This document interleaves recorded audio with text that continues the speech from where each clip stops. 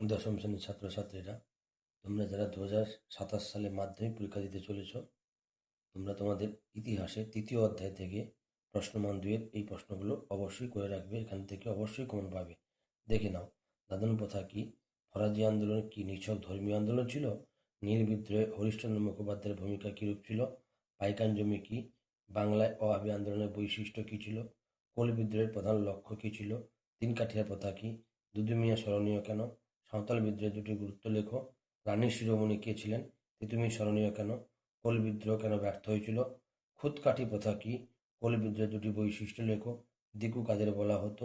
এলাকা চাষ বলতে কি বোঝো? ও বে-এলাকা চাষ কি? বিদ্রোহ বিপ্লবের পার্থক্য কি? নীল কমিশন বলতে কি বোঝো? নীল বিদ্রোহের দুটি বৈশিষ্ট্য লেখো। অরণ্য আইন কি? কেন তা প্রবর্তন করা হয়? ডিং খরচা কি? কবে কাদের মধ্যে শৈলের আকার পাহাড়ের যুদ্ধ সংঘটিত হয়? চুয়ার কারা? ফরাজি আন্দোলন ব্যর্থ হয় কেন? এবং 25 উলগুলান কি? এই প্রশ্নগুলো অবশ্যই করে রাখবে। ভিডিও ভালো লাগলে লাইক, কমেন্ট, শেয়ার করবে এবং ভবিষ্যতে এরকম ভিডিও পেতে চ্যানেলটিকে অবশ্যই সাবস্ক্রাইব করে রাখবে।